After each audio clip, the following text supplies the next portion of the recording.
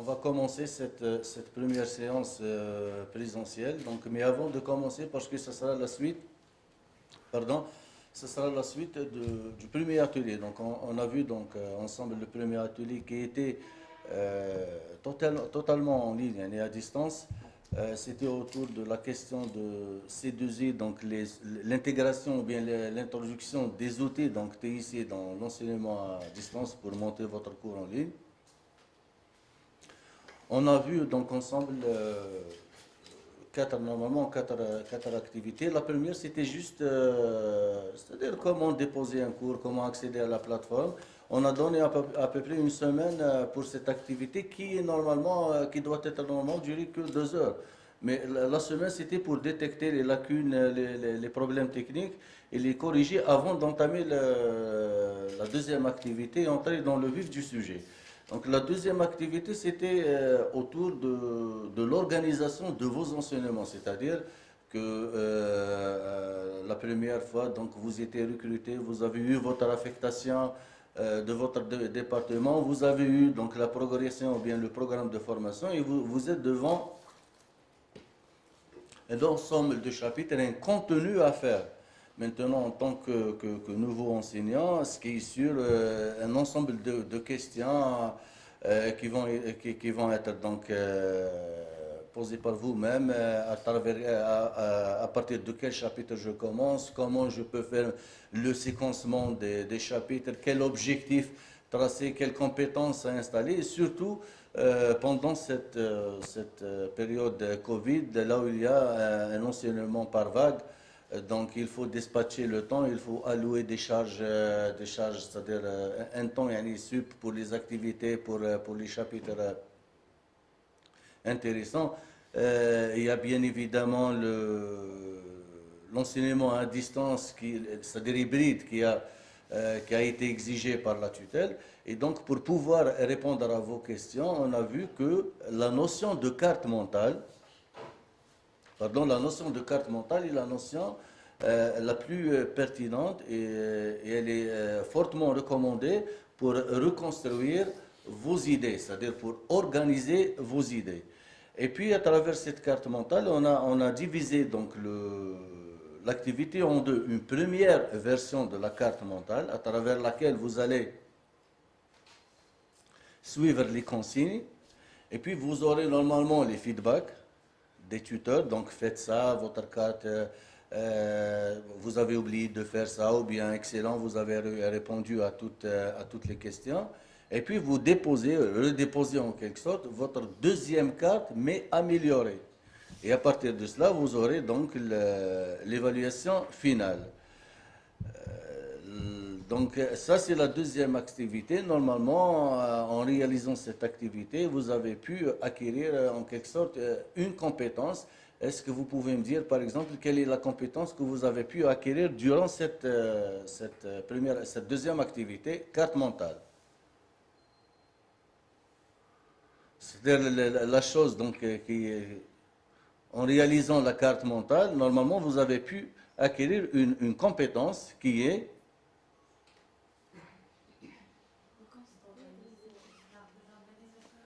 Pardon?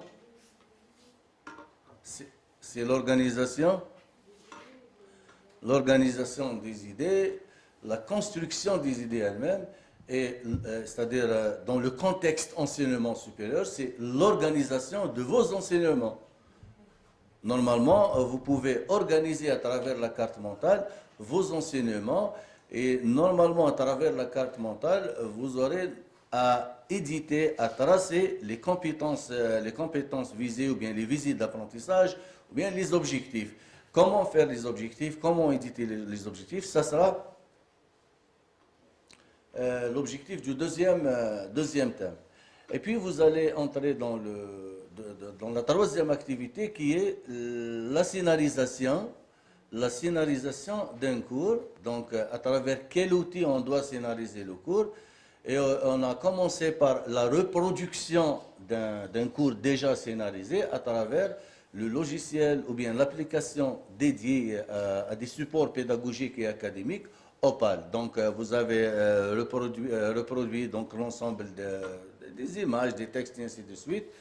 Et puis, durant la quatrième activité, là où il y a un peu de travail, on a donné à peu près, je pense, 2, 3, 4 semaines pour réaliser cette activité et qui nécessite un peu de travail. C'était la scénarisation de votre cours en format, en quelque sorte, en format, entre guillemets, brut. Donc, on ne vous demande pas d'éditer ni des objectifs, ni de mettre des évaluations, ni comment concevoir les évaluations. C'était juste d'éditer, de scénariser votre cours avec l'application Opal en essayant de tirer profit au maximum des items existants ou bien des outils existants tels que la notion de balise pédagogique, la notion de grain de contenu, la notion de division, donc la notion des ressources, donc équations, items, vidéos, galerie des images et ainsi de suite. Et puis, à travers cette activité, ça sera bien évidemment, comme on a déjà présenté ça lors de la première séance présentielle, c'est le point d'articulation numéro 1. C'est quoi le point d'articulation numéro 1? Ce sera l'activité qui va être améliorée durant ce deuxième atelier à partir de l'activité numéro 4. Mais avant d'améliorer votre production, donc éditée durant cette activité, donc il faut avoir quelques connaissances, il faut avoir quelques compétences qui s'articulent autour de la structuration pédagogique d'un cours pour un enseignement hybride, c'est-à-dire comment on doit structurer pédagogiquement, le rendre plus académique, plus pédagogique pour un enseignement hybride et pour en quelque sorte permettre à nos chers étudiants de tirer profit de toutes les compétences ou les objectifs qu'on doit les installer. Voilà, donc ça sera autour du deuxième atelier. Je ne sais pas si vous avez des questions avant d'entamer donc le deuxième atelier et donner une brève description. Bonjour. Donc, vous voulez demander comment insérer des équations en utilisant l'ARTEC dans Opal. Donc, vous écrivez les équations comme d'habitude en utilisant l'ARTEC et vous les insérez comme image dans l'Opal. C'est-à-dire, l'Opal est accordé directement à l'OpenOffice, mais il y a une certaine extension, donc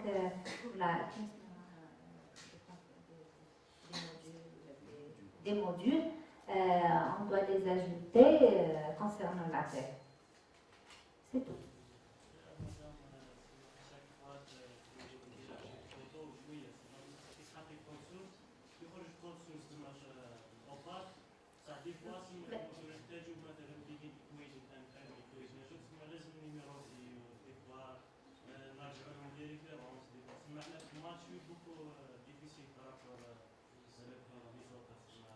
نخدموا بلاتيك تسمى نكون مثلا ندير انيكواسيون قادر نديرها اونتر $2 قادر نديرها باغ اكزومبل تسمى نديرها بيجين ايكويشن انفيرونمون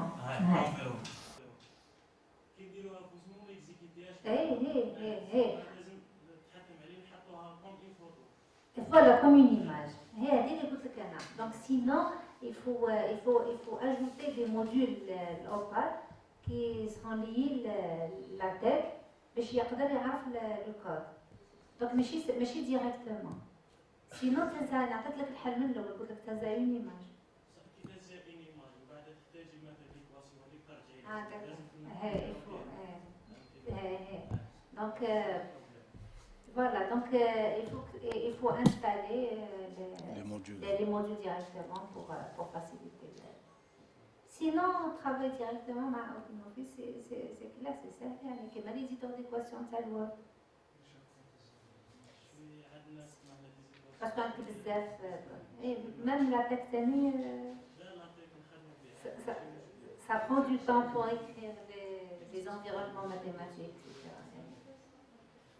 C'est tout. Donc, on installe, on télécharge et on installe les modules.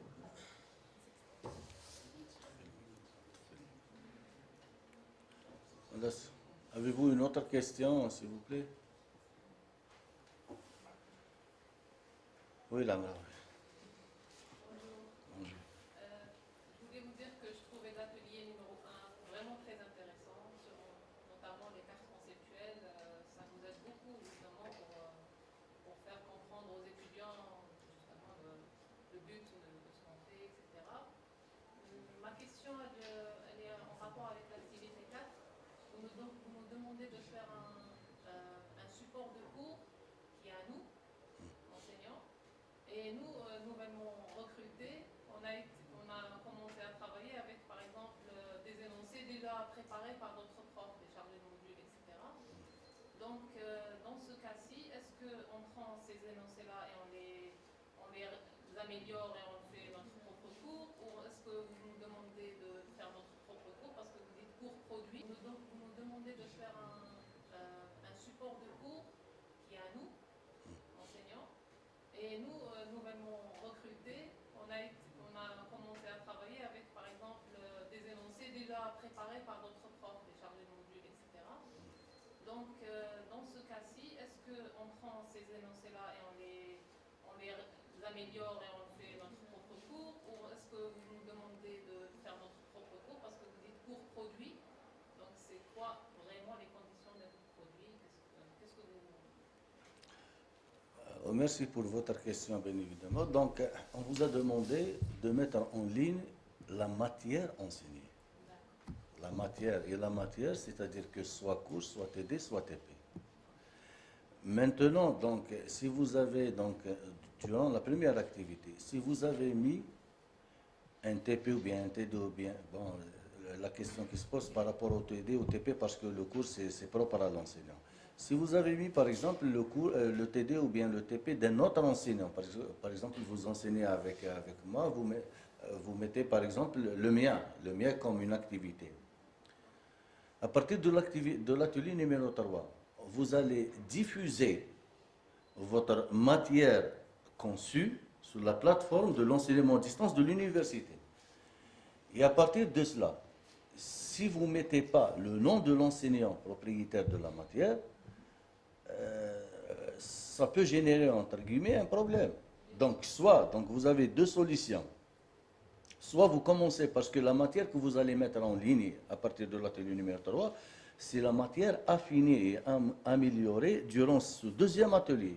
Donc, soit vous allez commencer à concevoir votre propre matière, soit vous continuez à travailler sur la matière, c'est-à-dire élaborée par l'enseignant chargé de cours, mais il faut demander son autorisation, premièrement, pour l'améliorer. Vous dites, est-ce qu'on peut améliorer la matière de l'autre enseignant? Donc, soit vous demandez son autorisation pour son amélioration ou pour sa mise en ligne en ajoutant son nom, parce que sur la plateforme, vous allez trouver, par exemple, le cours de l'enseignante Lamraoui, et en bas, enseignant, docteur Lamraoui. Votre nom va figurer sur la... Donc, il faut ajouter le nom. Et comme ça, vous allez éviter tout éventuel problème. Voilà.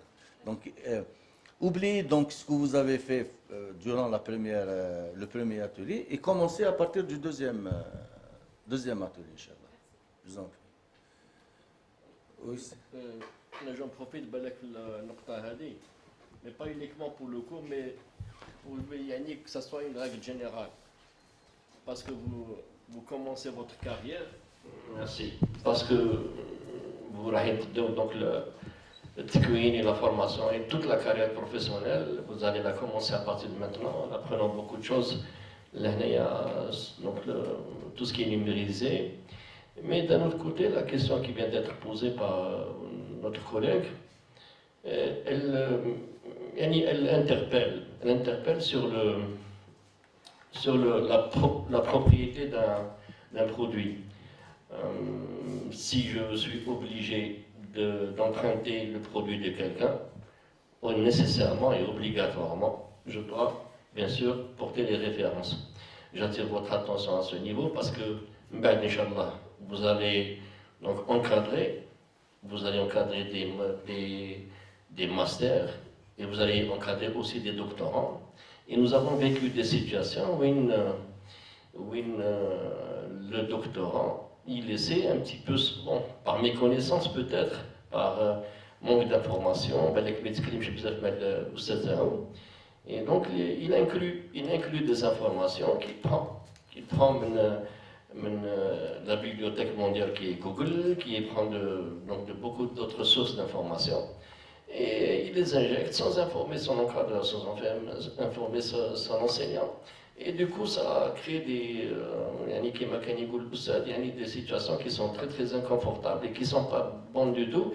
Et surtout maintenant avec le nouveau texte qui est récemment, qui est le plagiat. Il faut faire donc très très attention. Il faut être vigilant. Il faudrait ne pas accepter des choses ou des informations qui ne sont pas vérifiées ou qui ne sont pas sûres. On n'est pas sûr, donc il ne faut pas trop s'aventurer. الانسان كيحط حاجه يحط تاعو ولا كان تحتمت عليه لزمت عليه باش يحط تاع استاذ واحد اخر il porte les références. هكذا il est tranquille. بارك الله فيكم. Donc, si vous n'avez pas donc, une autre question, on va faire un tour par rapport à l'atelier numéro 2. Et vous avez commencé l'atelier numéro 2 avec deux activités. Bon, pour nous, ce sont des activités très importantes. Ce sont des activités donc, à travers lesquelles des échanges ont été, donc, ont été entre vous, entre deux questions centrales et principales. C'était quelles sont les choses qui vous ont été motivées en tant qu'étudiant, lorsque vous étiez des étudiants, et votre pratique enseignante. Et puis on a mis un sondage pour dire quels sont les facteurs qui vous ont donné, donc qui vous ont motivé à suivre une matière, à étudier une matière en tant qu'enseignant, en tant plutôt qu'étudiant. Et quels sont, entre guillemets, les facteurs,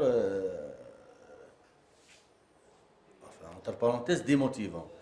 On a eu donc un ensemble de réponses, et avant d'entamer, de faire des stats par rapport aux réponses, ce sont des questions pour vous préparer à la notion de structuration d'un cours pédagogique en ligne. Parce que ce qui est sûr, chacun de nous a donc intrinsèquement, donc à l'intérieur, des choses, des facteurs,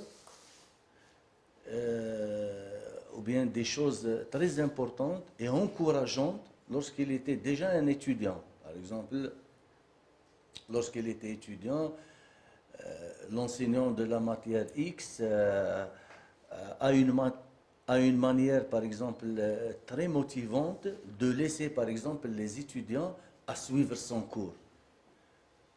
Un enseignant Y entame son cours, par exemple, surtout la première séance, en dictant en quelque sorte. Et ça, pour quelqu'un, pour un étudiant, par exemple, c'est un problème. Un autre enseignant entame, par exemple, sa matière, ou bien on était des étudiants. Par exemple, pour moi, l'enseignant qui fait, par exemple, un cours à travers de textes, à travers des images, c'est-à-dire un système scripto-iconique. Donc, pour moi, c'est un cours qui me motive, qui me donne donc le sens d'étudier la matière elle-même. Un enseignant, un étudiant, par exemple, en quelque sorte, qui ne sait pas, par exemple, écouter, qui n'aime pas, par exemple, lire, trouve un module, une matière enseignée, donc, que par texte, est une matière en quelque sorte fatigante et fastidieuse. Ça, c'est pour savoir, bon, bien évidemment, le forum ou bien les échanges étaient entre tous les 300, je pense que vous étiez en 300 enseignants qui ont suivi donc, la première session. Donc, c'était entre eux. Ben, on a mis donc, le sondage et on a vu ici, par exemple, par rapport aux facteurs motivants. Donc, on voit que, par exemple, et c'est une chose très intéressante, que parmi les facteurs motivants, c'est la citation des objectifs qui doivent être clairs. Ça, c'est selon vos avis. C'est-à-dire l'ensemble des répondants dit que les objectifs, sont claires, ça sera un facteur motivant. En deuxième point vient donc la méthode de l'enseignant elle-même. Avec 24 choix, donc c'est un facteur motivant. Par contre, et vous voyez ici, donc l'activité d'apprentissage, il n'y a que 11 qui disent que l'activité d'apprentissage pour eux, c'est un facteur motivant. Et c'est pour cette raison-là, vous allez donc apprendre ici comment concevoir les activités d'apprentissage pour rendre la matière motivante. Comment les concevoir, comment, entre guillemets, les aligner avec les objectifs. Du fait que les objectifs sont clairs, lorsque les objectifs sont clairs, c'est un facteur motivant. Comment puis-je concevoir mes activités? Comment puis-je aligner mes activités avec les objectifs pour que la matière soit en quelque sorte motivante? Et vous voyez un autre point qui est très important, c'est la structuration du contenu. 8 disent que, il y a, je pense, jusqu'à maintenant 75, parce qu'on n'a pas encore clôturé l'activité, 8 sur 75 disent que 8 sur 75 disent que le contenu structuré était parmi les points forts. Cela veut dire que la structuration du contenu est un facteur, est un levier de motivation. Et le dernier point, c'est le soutien de l'enseignant. C'est un point très important. Le soutien rentre dans l'accompagnement de l'étudiant. Il faut bien accompagner l'étudiant pour qu'il soit motivé. Et vous voyez ici que 7 répondants disent que le soutien de l'enseignant, c'est-à-dire pour les autres, entre guillemets, il n'y avait pas de soutien, il n'y avait pas d'accompagnement. Je pense, monsieur le vice-recteur, il y a tout un arrêté ministériel parlant du tutorat en présentiel. Voilà, donc le soutien de l'accompagnement. Mais actuellement, il y a deux types d'accompagnement, en présentiel et en ligne. Et vous allez donc voir le dernier atelier donc, avec nous, c'est le suivi pédagogique, comment tutorer en ligne, comment accompagner l'étudiant. Par rapport aux autres facteurs, pourquoi vous n'étiez pas motivé à étudier certaines matières? Donc, c'est un cours non structuré. Donc, la première, c'était l'utilité non identifiée. Non, c'est plus de théorie, moins de pratique. Plus de théorie, moins de pratique. Parmi les 6 leviers de motivation, c'est le rapprochement de la théorie et de la pratique pour pouvoir motiver l'étudiant. Et puis vient dans le en deuxième lieu, l'utilité non identifiée. C'est-à-dire, je vais vous donner un cours, je suis en classe, je vais donner un cours à mes étudiants, sans citer, premièrement, l'utilité de ce cours-là par rapport à sa vie professionnelle, ni le lien avec les autres matières. Pourquoi je suis ici? Pour vous enseigner, par exemple, la structuration pédagogique. Parce qu'il y a un lien par rapport aux autres matières. Donc, si l'utilité n'a pas été identifiée par l'étudiant, il ne va pas suivre le cours. En troisième point, c'était un cours non structuré, on a déjà parlé de ça. Et puis, les deux, c'est l'activité toujours d'apprentissage, non fondée, on va voir ça, et l'absence d'articulation, ce que j'ai déjà expliqué, l'absence d'articulation entre les matières. Tous ce sont les points, en quelque sorte, faibles ou bien démotivants par rapport à un étudiant. Puisque vous dites ça, il y a beaucoup d'enseignants qui disent ça, beaucoup d'enseignants qui disent que plus de théorie, moins de pratique, c'est un facteur démotivant, on va essayer ensemble d'éviter ce problème. Beaucoup d'enseignants donc disent que lorsque les objectifs sont clairs, ça sera un facteur motivant. Donc on va essayer ensemble de voir comment éditer, comment placer les objectifs, à travers quelle technique on va placer des objectifs, on va tracer, on va viser des apprentissages pour motiver l'étudiant. Donc, en essayant de se rapprocher vers les points, ou les facteurs motivants, et s'éloigner des points démotivants. Donc ça, c'était des discussions entre vous, ça c'est le résultat. Et on va commencer maintenant notre présentation d'aujourd'hui, qui ça sera autour de la conception d'un cours ou bien la structuration d'un cours pour un enseignement hybride. Donc nous commençons nous-mêmes par éditer les objectifs et essayer donc de voir cette citation d'objectifs. À l'issue de cet atelier, vous serez capable il y a différents points, identifier, essayer de voir avec ces mots, identifier, structurer, différencier, éditer, relier.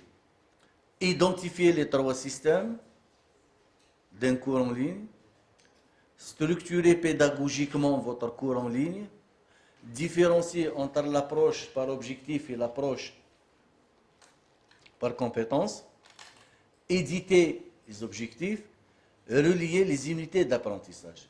Ce sont les compétences visées à travers cet atelier, à travers cette présentation théorique.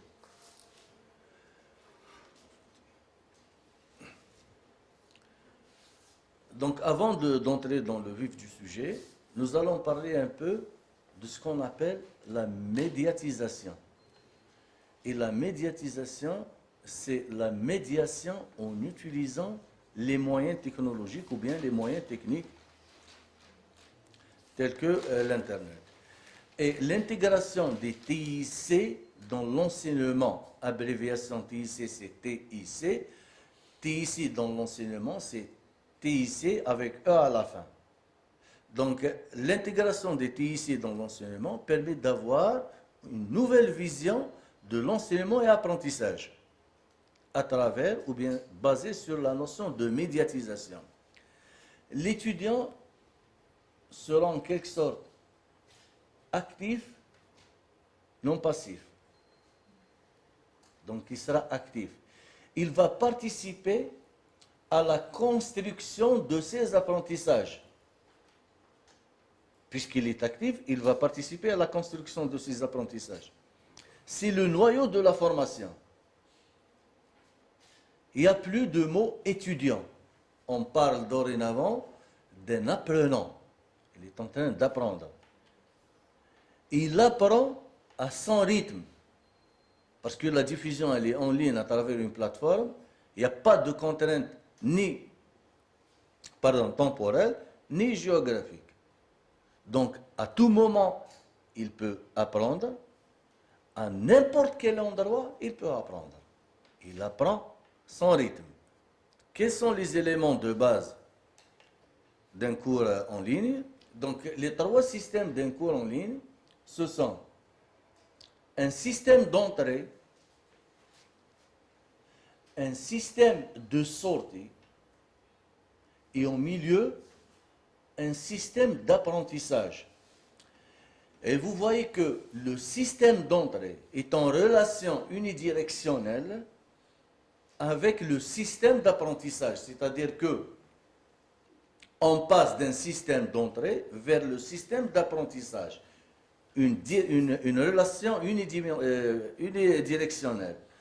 Par contre, entre le système d'apprentissage et le système de sortie, c'est une relation bidirectionnelle.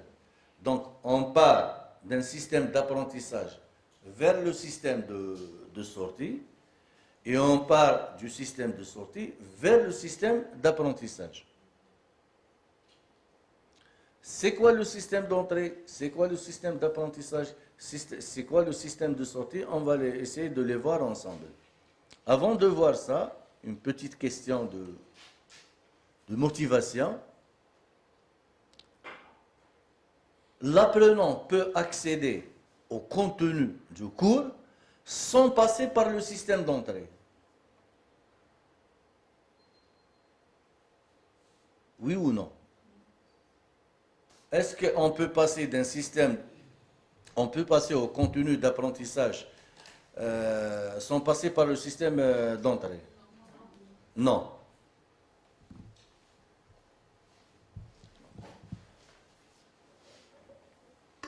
Donc, je répète, vous avez 3 systèmes. Un système d'entrée, on va voir qu'est-ce qu'il y a dedans. Un système d'entrée. Un système d'apprentissage, c'est le contenu propre de la matière. Et un système de sortie. Puisqu'il y a une relation unidirectionnelle entre le système d'entrée et le système d'apprentissage, sans passer par le système d'entrée, il ne peut pas accéder au système d'apprentissage. Par contre, il peut passer du système d'apprentissage vers le système de sortie, donc il ne peut pas accéder directement au système de sortie sans passer par le système d'apprentissage. Et il a le droit absolu de revenir au système d'apprentissage en cas de, on va voir ça ensemble. La deuxième question, après la réussite de l'examen final. L'apprenant doit être réorienté vers les unités ou d'autres unités d'apprentissage. Oui ou non? Il a réussi l'examen final. Pourquoi on va le réorienter vers une autre unité d'apprentissage? Normalement, c'est du acquis. C'est du acquis, voilà. Normalement, c'est du acquis. Il a pu acquérir la compétence. Donc, il doit faire une autre chose. Il ne va pas refaire le système d'apprentissage. Il ne va pas refaire les points. D'accord? Quels sont les éléments d'un système d'entrée? Donc, le système d'entrée est constitué de, premièrement, c'est les objectifs. C'est l'édition des objectifs. Deuxièmement, c'est le test d'entrée. Et troisièmement, c'est le pré-test. Vous allez fixer des objectifs. À travers cet atelier, ou à l'issue de cet atelier, vous serez capable de différencier, par exemple, l'approche par objectif de l'approche par compétence. Maintenant, pour pouvoir atteindre cet objectif, est-ce qu'on demande des connaissances préalables, des prérequis? Et c'est à l'enseignant de prendre la décision par rapport à sa matière.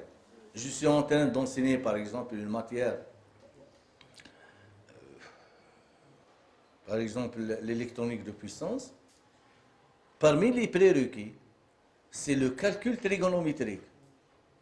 Je peux dire à mes étudiants, vous aurez, à travers ce module ou bien cette matière, vous serez capable à dimensionner, par exemple, un convertisseur statique. Bon, tiens, c'est un objectif, c'est une compétence assez importante, mais il faut avoir des connaissances préalables par rapport au calcul trigonométrique.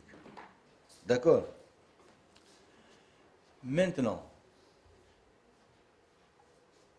en réalité, nous avons par exemple entre 14 et 16 semaines pédagogiques. Et j'ai un programme assez long que je dois l'enseigner. Vous m'avez dit? Que je dois l'enseigner. Maintenant, est-ce que je peux achever la totalité du programme ou bien que 80, que 50% et les autres, je vais les donner par exemple pour les copier? Je ne sais pas. J'ai un chapitre 1, chapitre 2, chapitre 3. Le 1, c'est l'introduction généralité, le 2, le 3, le 4. Et vous allez voir l'importance des objectifs. Je cite le premier objectif. À travers ce module, vous serez capable de connaître l'ensemble des composants, par exemple, de puissance. Ça, c'est un objectif. Et la question qui se pose, est-ce que c'est un objectif ou bien c'est une compétence déjà installée chez l'étudiant? Il connaît ça déjà. Maintenant, s'il connaît ça déjà, pourquoi je vais faire tout un cours sur par exemple, les éléments de puissance, alors que c'est un objectif, c'est une compétence déjà acquise? Il est préférable d'aller vers un autre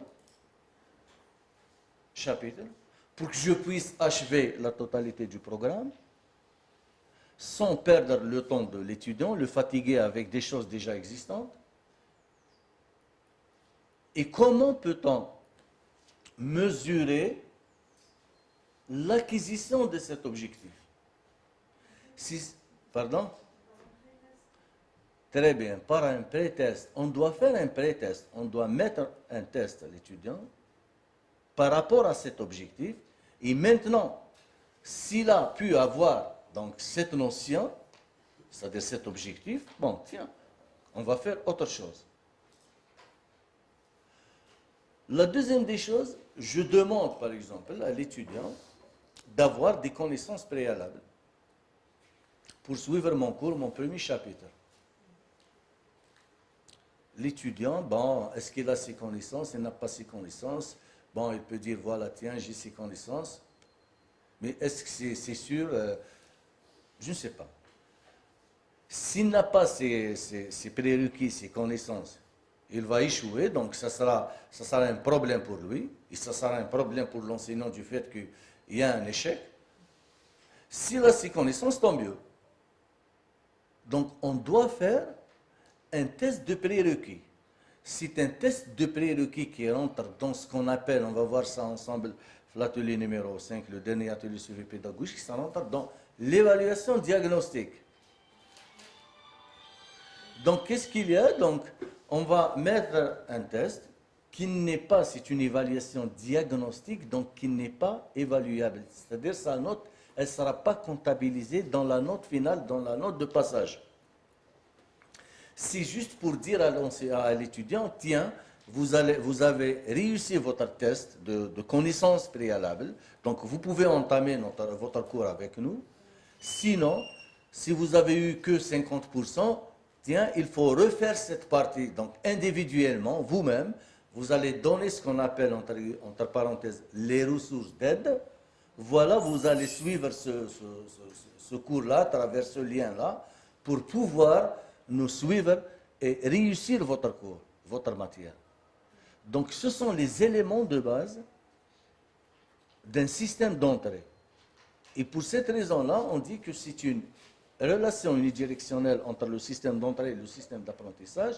Elle ne peut pas donc accéder au système d'apprentissage sans objectif, sans tester ses objectifs, sans prérequis, sans tester ses prérequis.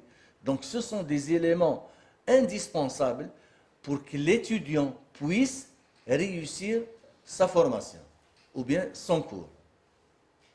Je ne sais pas si les choses sont claires. Est-ce que vous voulez ajouter une chose, madame?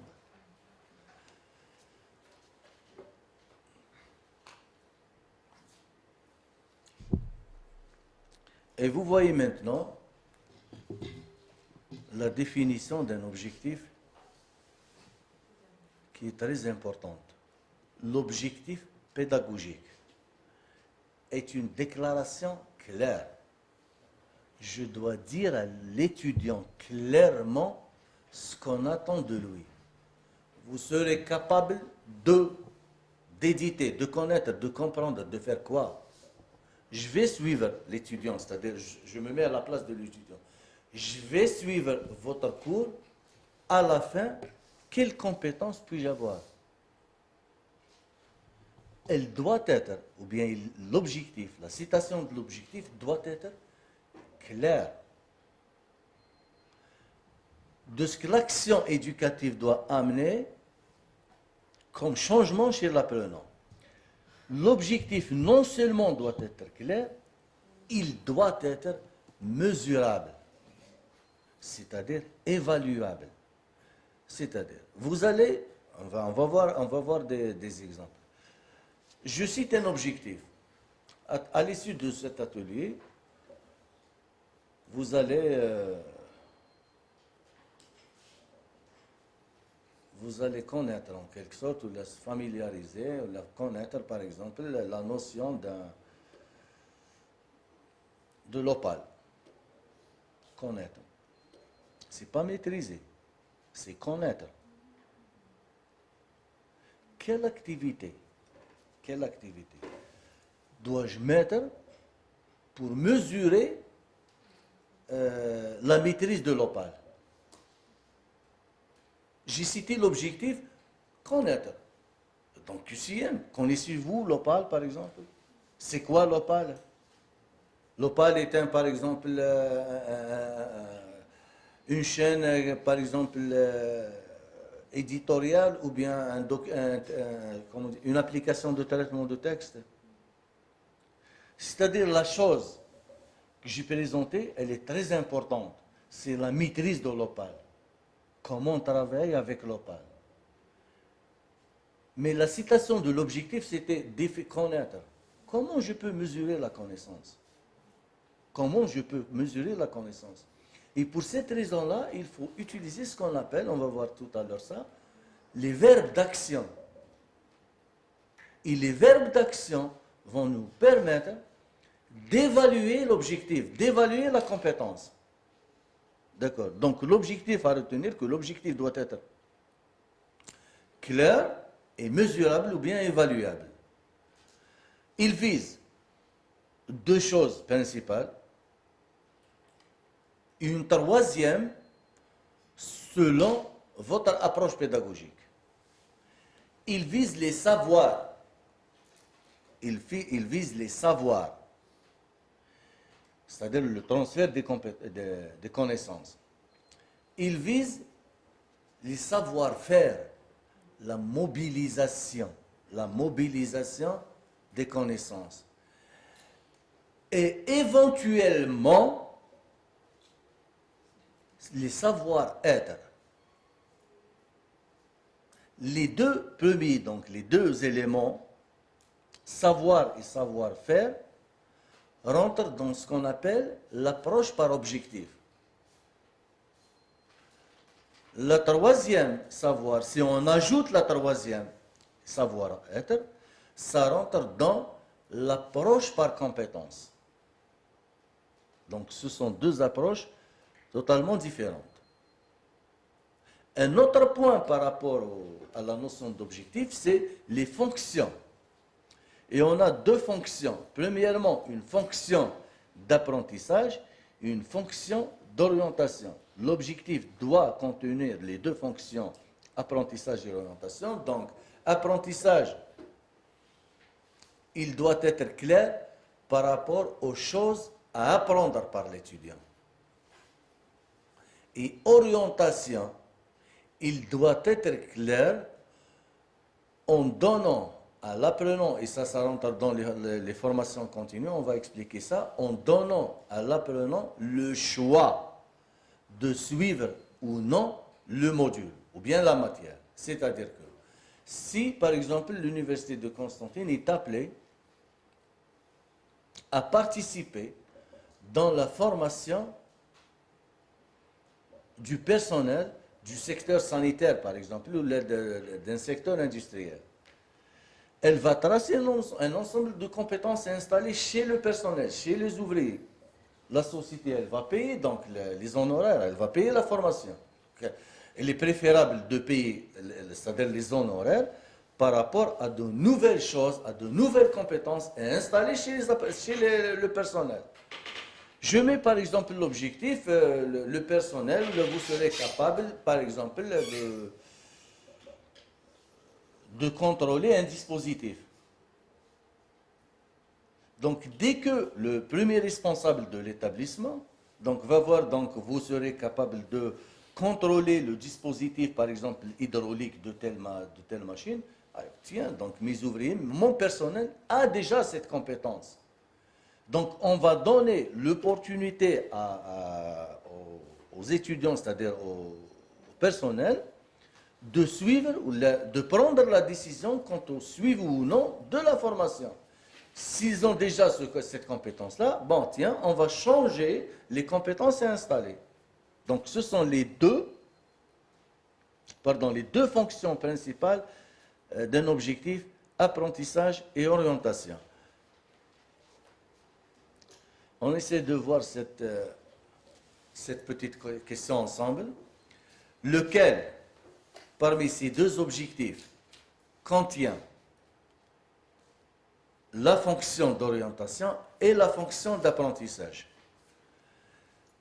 Le premier objectif, cet atelier vise la maîtrise de la structuration pédagogique d'un cours en ligne. Le deuxième objectif, cet atelier vise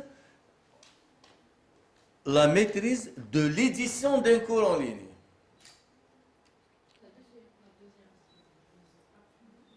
La deuxième ou bien la première? Je répète. Cet atelier vise la maîtrise de la structuration pédagogique d'un cours en ligne. Deuxième, cet atelier vise la maîtrise de l'édition d'un cours en ligne. La deuxième.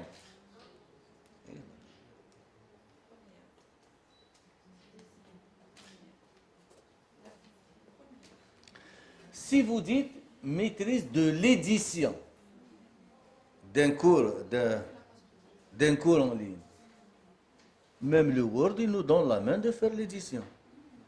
Même l'OpenOffice, il nous donne la main de faire l'édition. Il n'y a pas de choses nouvelles. Si vous dites ça à un enseignant, tiens, je connais le Word, c'est bon. Par contre, si vous dites à l'apprenant, à l'enseignant, vous allez être capable de maîtriser la structuration, le mot, la structuration d'un cours pour un enseignement hybride, ça, c'est une compétence, c'est un facteur, c'est un objectif motivant. D'accord? C'est clair? Donc, quelle est la fonction d'orientation dans le premier exemple que vous avez donné? Fonction d'orientation et fonction d'apprentissage dans le premier exemple. Cet atelier vise à la maîtrise de la structuration pédagogique. Donc, la question de votre collègue, quelle est la fonction d'orientation et la fonction d'apprentissage? Vous avez dit que parmi ces deux objectifs. La fonction d'apprentissage, il va apprendre la structuration d'un cours en ligne. Et la fonction d'orientation, pour ceux qui connaissent déjà la structuration d'un cours en ligne, donc ils ne vont pas, en quelque sorte, et entre parenthèses, ils ne vont pas se focaliser beaucoup sur ce premier objectif. Parce qu'ils connaissent déjà c'est quoi la structuration. Donc ce sont des fonctions, en quelque sorte, implicites et imbriquées dedans. D'accord? Une autre question?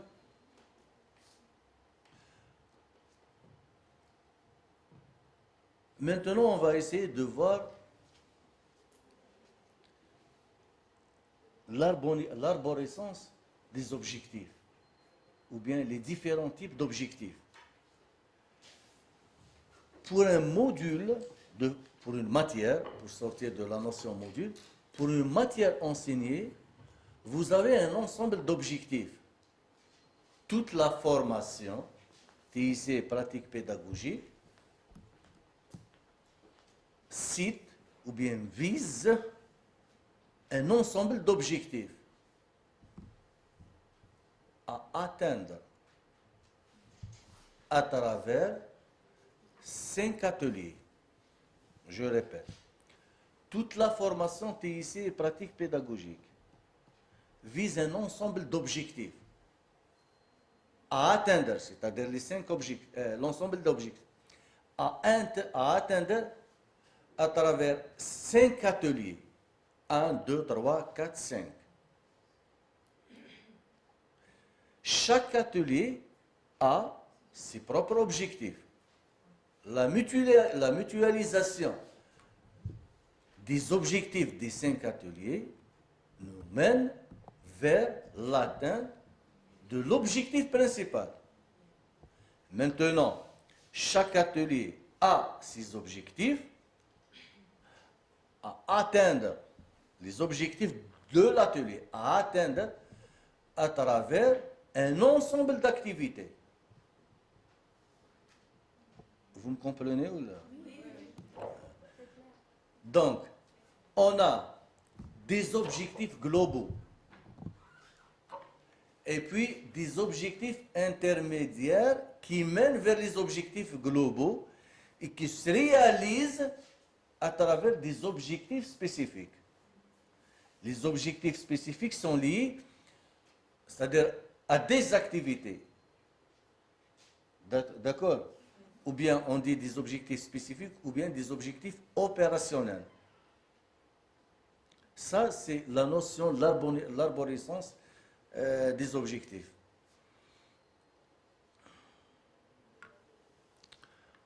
Et la question, le vif du sujet, comment éditer les objectifs?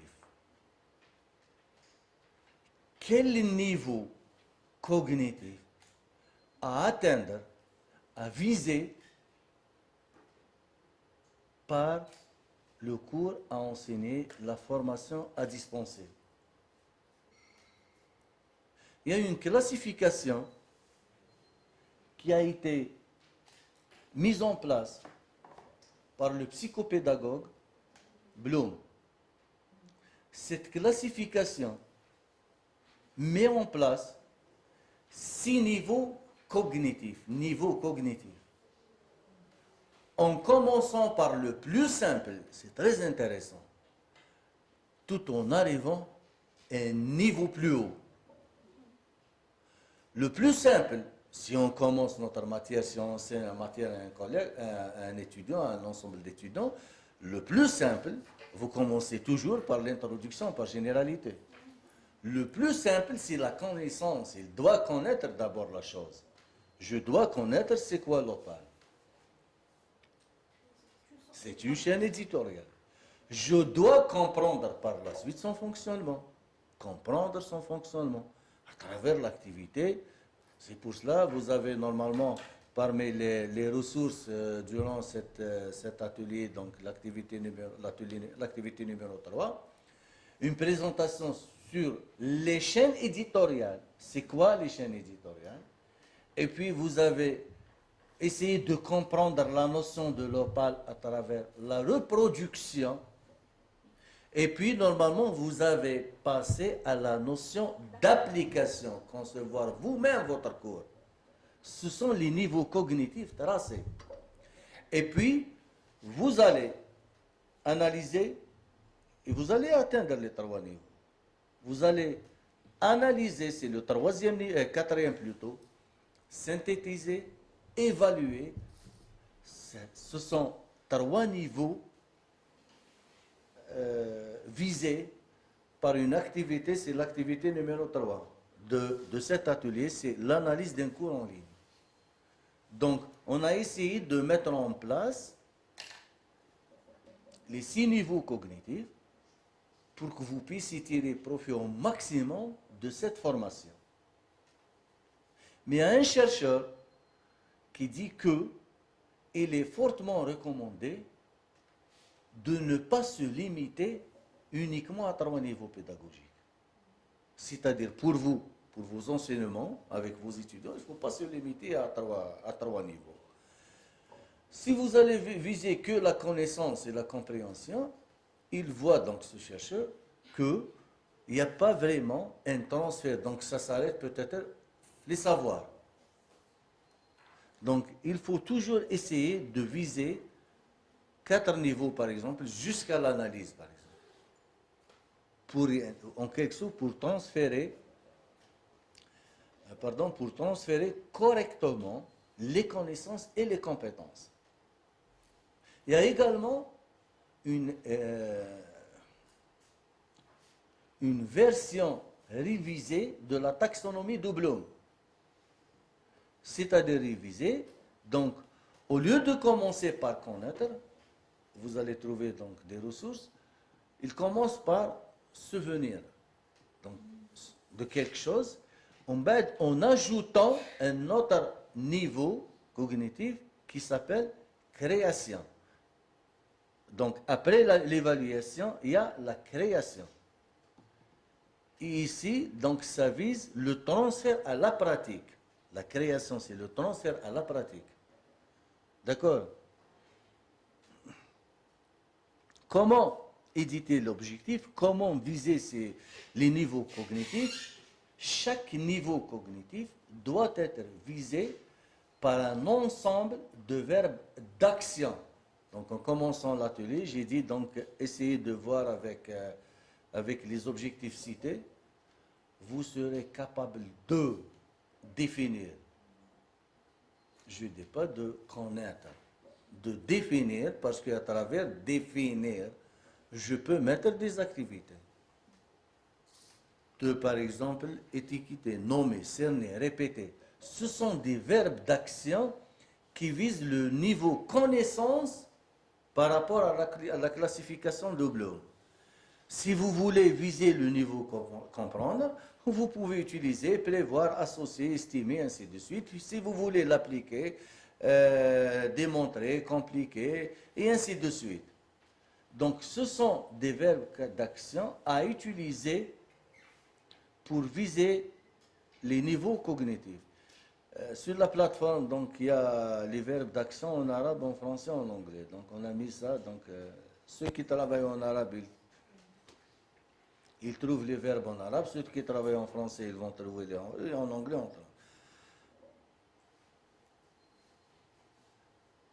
Règles à respecter pour l'édition des objectifs. Toujours ces procédés du général au particulier. 2. Décrire ce que l'apprenant devra être capable de faire. Vous serez capable de définir. On commence, Alain Goulot, en commençant par le plus simple, au plus, plus difficile en quelque sorte. Vous commencez, donc graduellement, vous essayez de développer des compétences graduellement.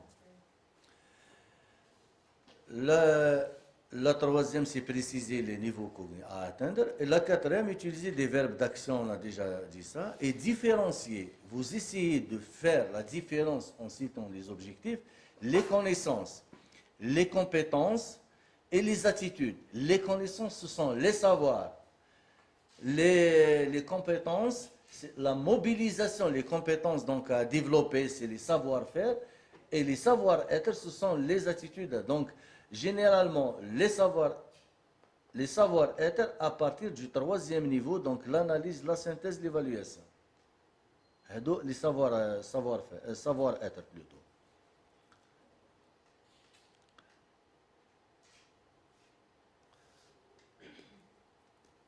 Ne pas focaliser l'objectif sur le parcours d'apprentissage. Vous allez être capable de scénariser un cours en ligne. Vous allez être capable de scénariser un cours en ligne à travers la reproduction d'un cours édité par Opal. Ça, c'est pour l'étudiant, ce n'est pas évident. Il faut citer que l'objectif, le parcours d'apprentissage. À travers quelle activité il va faire, il va développer cette compétence, il ne faut pas la citer dans l'objectif. Que l'objectif. Deuxième, ne pas mettre le titre du cours comme objectif. L'intitulé de cet atelier, c'est la conception d'un cours pour un enseignement ou bien hybride. Je ne vais pas mettre « vous allez être capable de concevoir un cours pour un enseignement ». C'est le titre. Vous allez être, quelles sont les compétences à acquérir? Vous allez être capable par exemple, de définir les trois systèmes, de concevoir des activités, d'éditer des objectifs. Ça, ce sont les objectifs. Il ne faut pas inclure deux objectifs dans la même affirmation. Vous allez être capable de définir et d'appliquer. Non. Chaque verbe d'action dans une ligne séparée. On va essayer de faire cet exercice ensemble. Donc,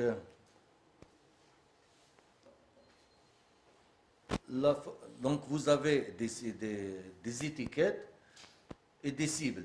Donc les étiquettes, la formation automatique vise, bon, les verbes, les objectifs avant d'entamer ça, les objectifs globaux, l'édition des objectifs globaux, c'est cette formation vise à, et vous mettez les verbes d'action. Pour les objectifs intermédiaires et les objectifs spécifiques, l'apprenant sera capable de faire, ou vous citez le... Donc, je commence. La formation automatique vise à maîtriser l'analyse d'un système automatique.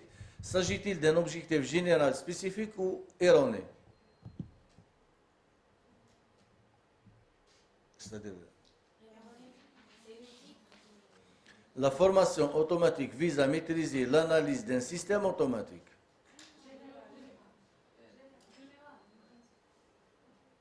Général.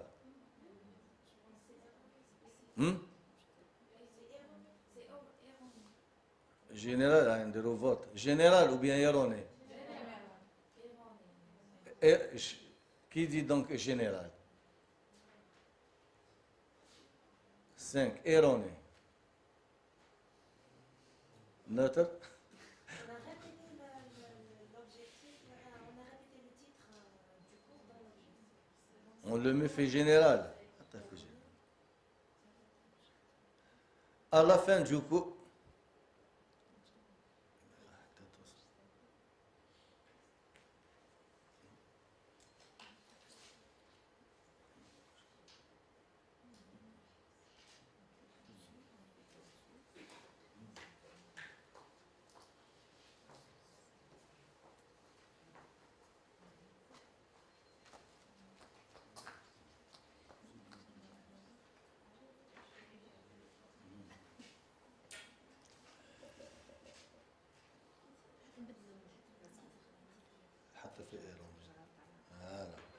à la fin du cours électronique de puissance, vous serez capable de dimensionner les composantes de puissance dans un convertisseur statique à travers le tracé de sa tension inverse.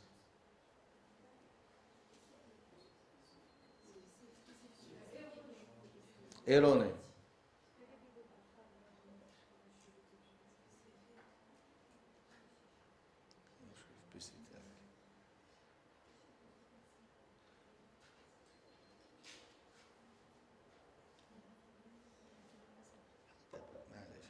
Aucun problème. À la fin du parcours du cours électronique de puissance, vous serez capable de dresser un bilan énergétique spécifique. La formation automatique vise à maîtriser... On a fait déjà ça, non? Redondant, معاودة. حتى في عاودة حتى في معاود بركة معاود. La formation automatique vise à maîtriser les concepts de base d'un système automatique.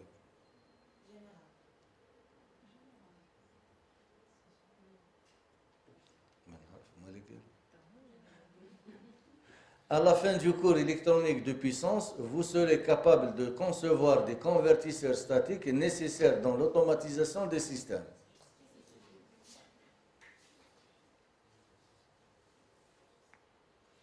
Pardon. À la fin du cours électronique de puissance, vous serez capable de dimensionner des composants de puissance dans un convertisseur statique.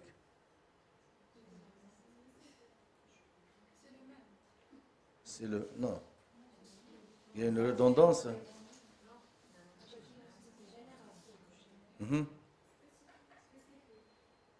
كل spécifique. حتى ما كانش ايروني خلاص كل صحيح. Le dernier. Il y a deux objectifs à la fois. À la fin du cours, vous placez spécifique. À la fin du cours électronique de puissance, vous serez capable de dimensionner les composants de puissance dans un convertisseur statique et de dresser un bilan énergétique.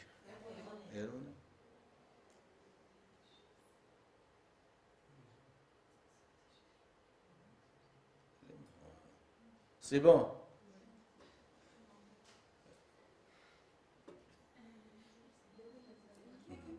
On commence par le premier. À la fin du cours électronique de puissance, vous serez capable de dimensionner les composants de puissance dans un convertisseur statique à travers le tracé de sa fonction. Oh, qui a dit général? Ah, d'accord. Et pourquoi erroné? C'est-à-dire, le processus d'apprentissage a été cité dans l'objectif. Parce que c'est l'étudiant, par exemple, à travers je suis un étudiant. Vous serez capable de dimensionner les composants de puissance dans un convertisseur statique. Oh, tiens, c'est quelque chose de très intéressant. À travers le tracé de sa tension inversée. Oh, déjà, c'est... Pour moi, en tant qu'étudiant, le mot tracé, c'est difficile pour moi. D'accord? Éviter le processus. Comment il va développer ses compétences, il faut l'éviter. Vous allez amener l'étudiant à développer des compétences. Le deuxième en rouge, la formation automatique vise à maîtriser un système automatique.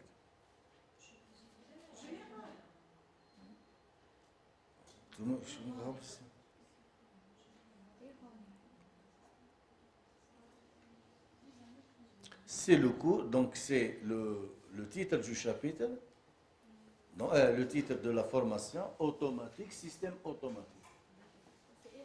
D'accord, c'est erroné. À travers le cours automatique, on vise la conception d'un système automatique. D'accord? Okay. L'objectif suivant est-il correct? L'apprenant sera capable de se familiariser avec le calcul, d'intégrale ou de l'intégrale. Correct ou incorrect? Pourquoi incorrect? On ne peut pas mesurer l'action se familiariser. D'accord, c'est clair? Approche par objectif, approche par compétence. Donc, le développement des compétences. La citation d'objectif passe par deux approches principales. Une approche par compétence, une approche par objectif. On commence par l'approche par objectif qui est inspirée du principe de behaviorisme ou bien le comportemental, le comportement de l'étudiant. On essaie de développer des objectifs à travers, entre guillemets, l'étude du comportement. C'est-à-dire, je donne quelque chose à l'étudiant, je lui demande dans une activité ou bien à travers une activité de me rendre la chose. Approche par objectif. Je demande, je vais enseigner à mes élèves, par exemple, la multiplication. 1 point, 2 fois 2, 2 fois 3, 2 fois 4, 2 fois 5. Et je demande, à travers une activité, de calculer 3 fois 4. Bien évidemment, il va apprendre cette table de multiplication. D'accord? L'approche par objectif, donc, ce sont les savoirs et les savoir-faire.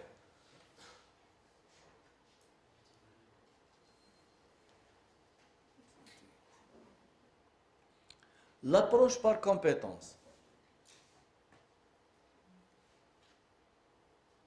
Un simple exemple.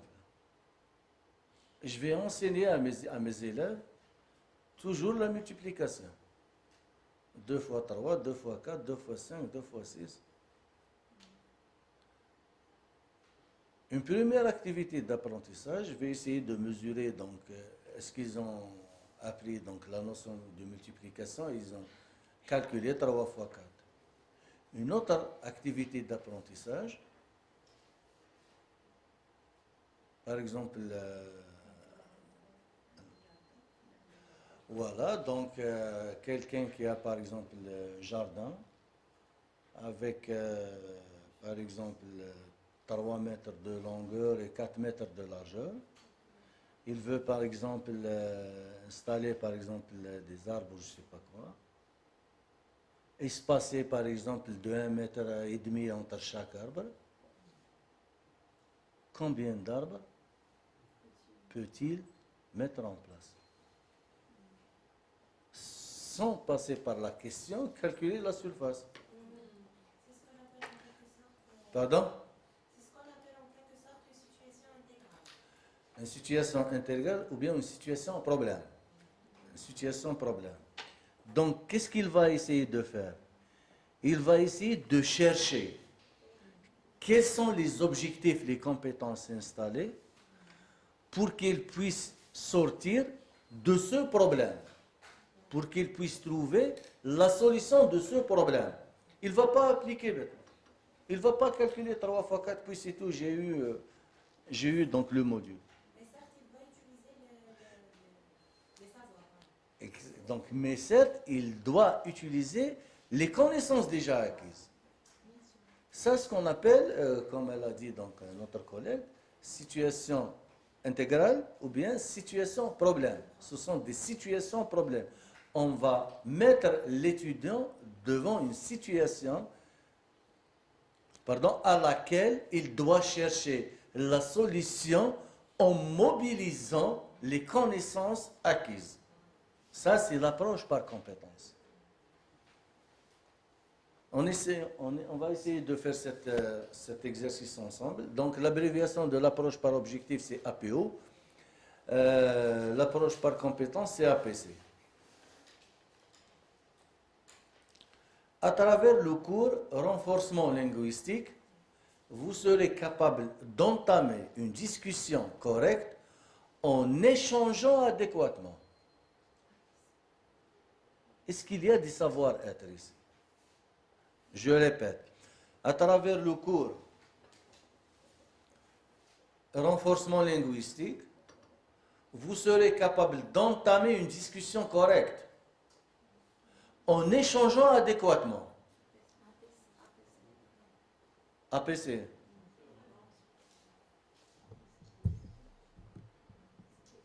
Donc vous essayez de voir, est-ce qu'il y a dedans des savoirs, des savoir-faire, des savoir-être? Est-ce qu'il y a des savoir-être ici?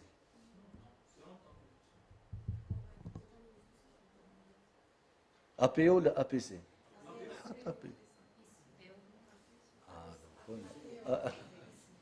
Vote.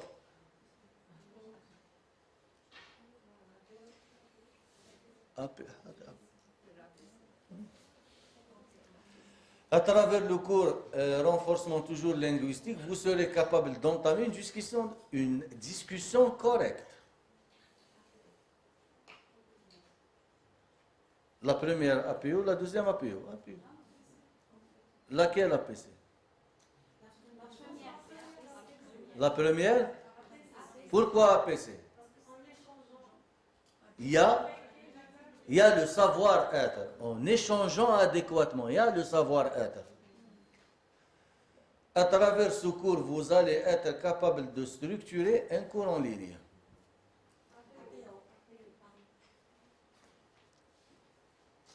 À travers cet atelier, vous serez capable d'évaluer un cours en ligne, en respectant l'éthique de production, le plagiat.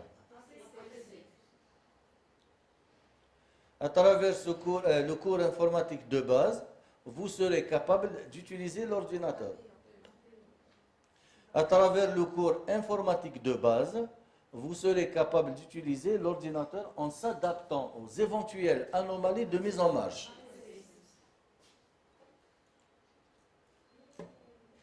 Bien. Objectif atteint à 100%. On va essayer de voir avec ce deuxième. 2 enseignants qui enseignent la même matière, Word, sont appelés à développer des compétences professionnelles chez les étudiants, des compétences professionnelles. Lors de l'évaluation finale, l'enseignant 1, le premier enseignant, a proposé l'activité ou bien l'exercice suivant. Quelle touche, avec S ou bien sans S, quelle touche permet de rendre un document à son format initial. Par contre, l'enseignant numéro 2 a proposé l'exercice suivant. l'énoncé de l'exercice. Un utilisateur a édité par Word un texte. Une police de 12, un alignement à droite, une marge de 2,5 partout. En laissant le document ouvert, son petit frère a manipulé arbitrairement le document, chose qui a altéré le format du texte. L'utilisateur fait appel à un informaticien qui a rendu le document à sa forme initiale dans quelques secondes en disant heureusement qu'il n'a pas sauvegardé et que vous n'avez pas fermé le programme. Ça, c'est l'énoncé de toute l'activité. Expliquer cette intervention, la question, c'est-à-dire la question du deuxième enseignant, c'est expliquer cette intervention. Ma question, lequel parmi les deux, les enseignants, a suivi le bon chemin, c'est-à-dire le développement des compétences professionnelles? Parce qu'elle est plus longue. Pourquoi la deuxième? Pardon? Le premier, c'est une question. Quelle touche? Il a posé cette question.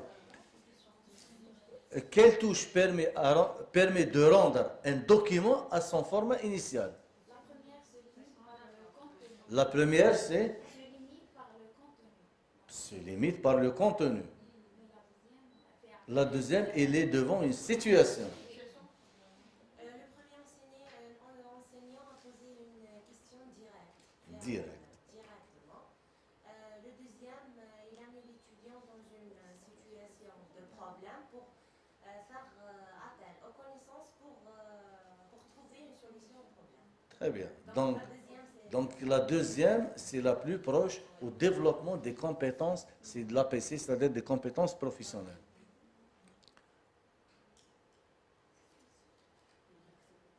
Articulation, programme, formation, compétences et installées. Le responsable de spécialité a invité l'ensemble des enseignants. Nous sommes tous des enseignants qui enseignent la même spécialité. Il y a parmi nous un responsable. Il a invité l'ensemble des enseignants pour discuter les compétences à installer chez les étudiants, bien évidemment, afin de tracer le programme de formation et une articulation entre les matières pour éviter les redondances et ainsi de suite. Quelle approche s'agit-il?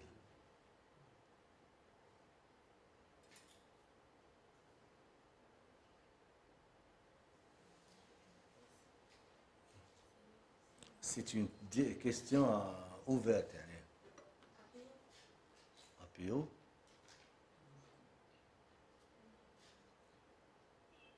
Je répète l'énoncé. C'est clair, l'énoncé.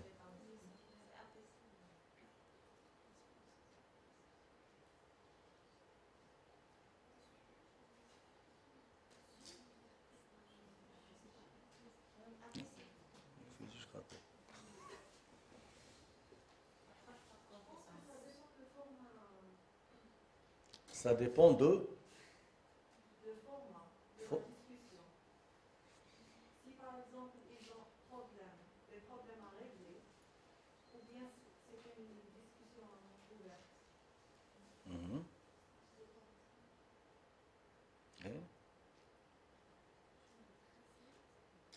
تفضلي. C'est une approche par compétence, sauf qu'on a dit que le responsable a fait appel pour discuter les compétences à installer chez les étudiants. C'est-à-dire, on vise discuter avec ses collègues, parce que le responsable de spécialité également, c'est un enseignant, et les enseignants, ce sont des collègues. C'est un échange. C'est un échange. Voilà. Mais c'est pas problématique. C'est pas? C'est-à-dire, c'est pas problématique, il n'y a pas d'activité. Nous sommes des enseignants, on est en train de discuter les programmes, les compétences installées, l'articulation entre les matières, et ainsi de suite.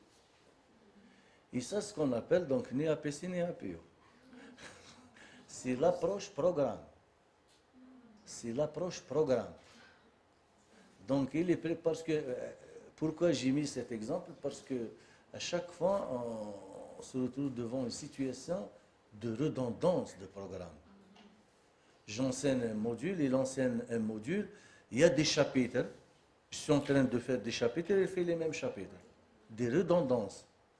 Donc, si l'approche programme, si cette discussion, si ces échanges peuvent être entamés entre les responsables, c'est-à-dire les enseignants et le responsable de spécialité, on peut éviter premièrement les redondances, on peut tracer l'articulation entre les matières, l'articulation, c'est-à-dire quel est le programme, plutôt, quelle est la matière qui doit être mise avant l'autre, ou bien durant le premier, l'autre durant le deuxième. C'est-à-dire que la matière 1, par exemple, elle est définie comme prérequis pour la matière numéro 2, et quelles compétences est installée, la matière 1, la matière 2, et donc l'ensemble des objectifs des compétences pour faire sortir une compétence principale et générale. Donc ça, c'est l'approche programme. Test des objectifs, donc c'est le pré-test, on a déjà parlé de ça.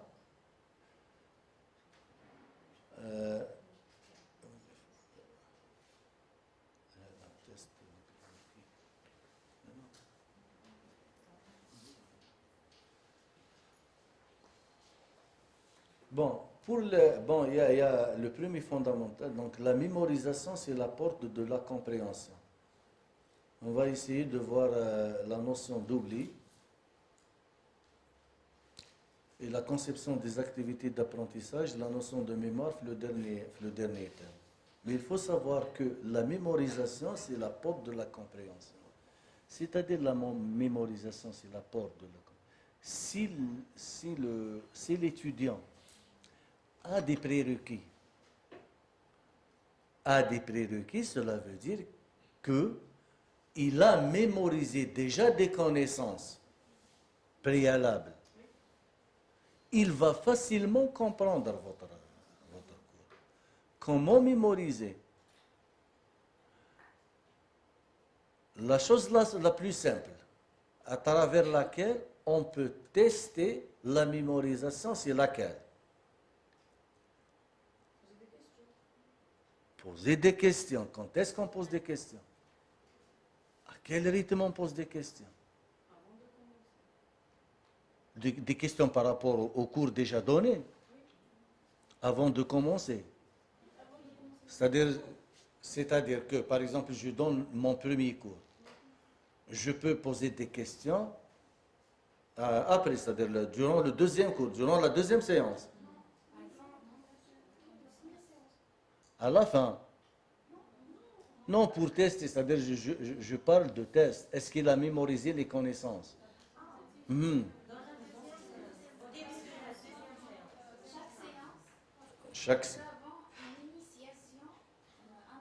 Je pose des questions par rapport au cours précédent. Je donne ma première séance. Je suis dans la deuxième séance.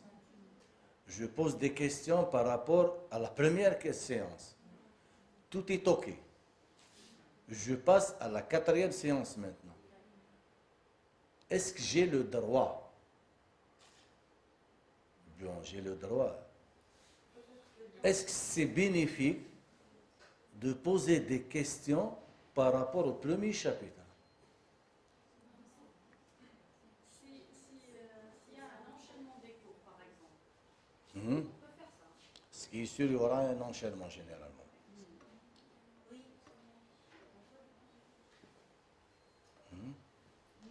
On peut.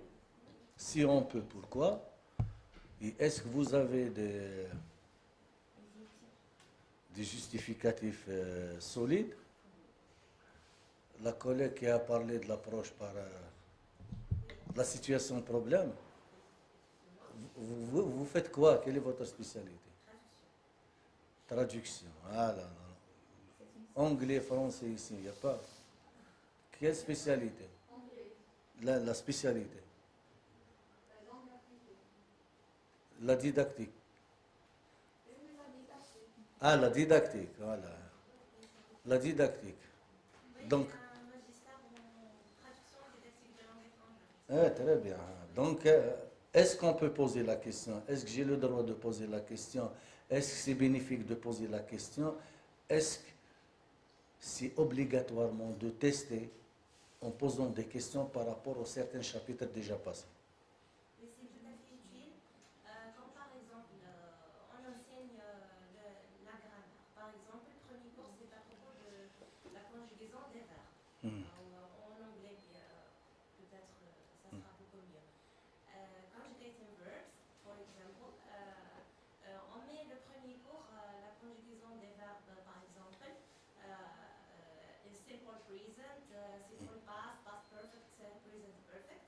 Quand même la conjugaison tout à fait complète. Deuxième cours, on passe à un autre cours de grammaire, je ne sais pas, par exemple, un cours de grammaire ordinaire. Troisième cours, on passe par exemple au cours de la forme passive, ou forme active ou forme passive. Cinquième cours, on passe par exemple au style direct ou indirect, ce qu'on appelle en anglais, c'est la même chose. D'ailleurs, en anglais, c'est la même chose. La voix passive et active, active and passive voice, and l'autre style direct et indirect. C'est en anglais, désolée, je ne trouve pas la traduction. Donc, lorsqu'on arrive au cours de la voix passive et active, on doit obligatoirement faire appel au premier cours de la conjugaison parce que obligatoirement on doit utiliser la bonne utilisation de la conjugaison lors de la formation, de la transformation plutôt d'une phrase de la voix active vers de la voix passive et vice versa. Ou dans le cinquième cours, c'est la même chose. Lorsqu'on veut voilà, transformer un discours direct vers l'indirect, on doit faire appel au cours de la conjugaison pour utiliser les meilleures formes des verbes dans les meilleurs temps, pour utiliser, pour aboutir à une forme correcte. Voilà. Voilà, donc, pardon. Donc, ce que j'ai compris, donc, vous posez, vous essayez de revenir aux premières notions lorsque vous aurez besoin de quelque chose déjà enseigné. C'est-à-dire, mais ma question, c'est-à-dire vous allez faire en quelque sorte un récap pour moi. C'est un récap. Mais la question, je vais essayer de reformuler la question. Comment puis-je, donc partant toujours du principe de poser des questions, comment puis-je s'assurer que l'information, s'assurer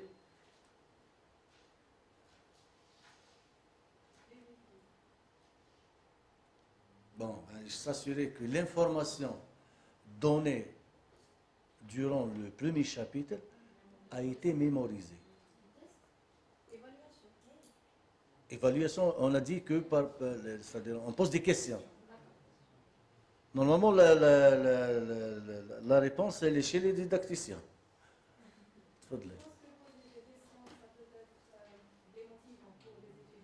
Pardon?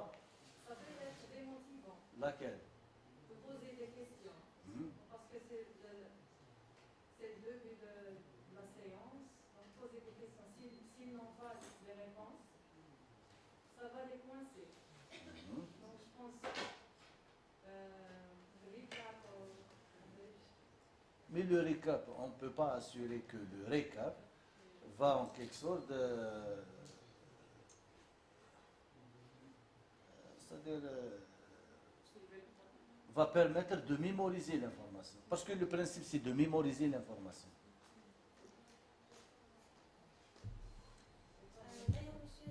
Il y a un chercheur allemand qui s'appelle, ça fait très très longtemps, jusqu'à présent, c'est-à-dire jusqu'à présent peut-être jusqu'à présent, l'information est jusqu'à présent, enfin, la théorie, le principe est affirmé, c'est OK. Quelle est la justification scientifique ou bien l'explication scientifique, pas encore. Ce chercheur s'appelle le didacticien, d'accord. Ce chercheur s'appelle Ibn Gauss, qui dit que il faut poser les questions. Il faut poser les questions par rapport aux choses déjà données. D'une façon, peut-être les matheux, les rahif, d'une façon en suivant une suite géométrique. 2, 4, 8, 16. C'est quoi 2, 4, 8, 16? 12 jours, 4 jours, 8 jours, 16 jours. Je pose par exemple la question par rapport au deuxième atelier, par exemple. Aujourd'hui, après 2 séances, je vais poser une autre fois les questions. Cette méthode va permettre à l'étudiant de retenir et mémoriser l'information. Après, si je me souviens, après 16 fois. Pour cela, il y a une application, un petit logiciel qui s'appelle Anki, A-N-K-I, A-N-K-I, qui permet de mettre en place ce type d'évaluation et de mémorisation. D'accord? Donc il faut chercher, c'est l'oubli, ça rentre dans l'oubli, donc il faut chercher l'axe oubli, et vous allez trouver le principe des Bengos. D'accord? Donc, revenons à la question, il y a un principe qui s'appelle principe de polyvalence. Il faut, c'est-à-dire avant de donner le principe, imaginez que par exemple, je suis en classe, la première séance, ou bien avec vous, je dis à mes étudiants, vous allez être capable, par exemple, pour vous allez être capable de mettre votre cours en ligne, c'est-à-dire de le concevoir. Pour cela, je parle avec vous, enseignants. Pour cela, donc, il faut connaître préalablement 1. L'architecture d'un ordinateur. 2. Le navigateur Firefox, Chrome. 3. Les anomalies d'un ordinateur. 4. Comment travailler avec Excel. 5. Comment faire le Photoshop. La réponse, on est comme ça bien. Sans cette compétence, on est très bien. Si j'essaie de dire, vous allez être capable de scénariser avec Opal, de tracer une carte mentale, de structurer votre cours, de mettre en place un MOOC, de savoir ou bien de maîtriser les règles ou bien les méthodes pédagogiques, l'alignement pédagogique. Prérequis, savoir utiliser l'ordinateur. Pour vous, c'est motivant. Et pour cela, le principe de polyvalence, c'est essayer de maximiser le nombre d'objectifs, de minimiser le nombre des prérequis. Par exemple, quelqu'un de la langue française ou de la langue anglaise, prérequis, connaître la grammaire. Pour quelqu'un qui vient de venir le bac, connaître la... C'est trop quand même. Connaître le calcul trigonométrique. Le calcul trigonométrique, c'est trop. Non, connaître l'intégrale des fonctions trigonométriques, c'est peu. Donc, il faut essayer au maximum de minimiser les prérequis pour motiver l'étudiant. Si vous avez trop de prérequis, vous pouvez les répartir sur l'ensemble des chapitres. D'accord? L'enseignant de la matière grammaire a cité des prérequis. Cette citation est-elle correcte? Vous devez connaître préalablement les règles de la langue française.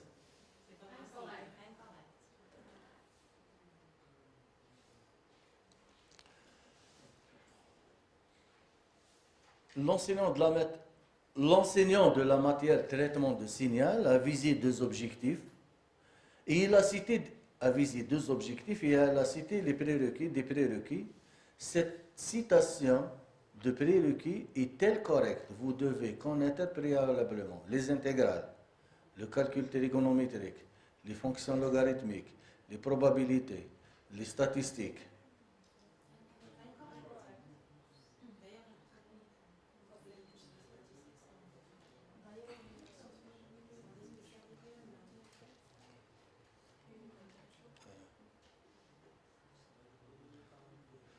Bon, maintenant, donc je pense qu'on a terminé donc avec le système d'entrée qui est donc beaucoup plus, donc c'est la citation des objectifs, comment les citer, comment les éditer, comment placer des tests, donc à quel niveau doit-on placer des tests d'entrée, des pré-tests, et ainsi de suite.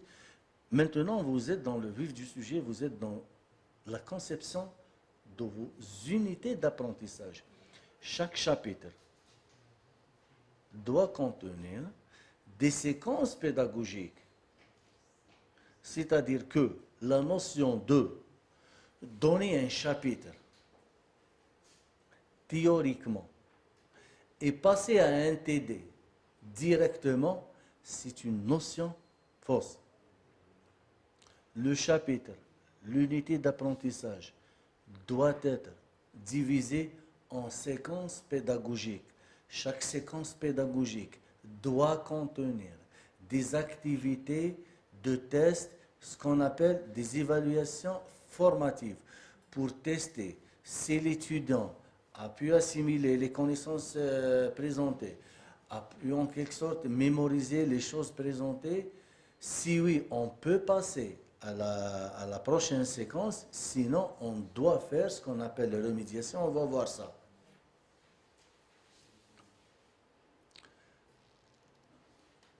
Pour chaque séquence, si vous voulez, on peut donner des ressources d'aide, c'est-à-dire des ressources externes.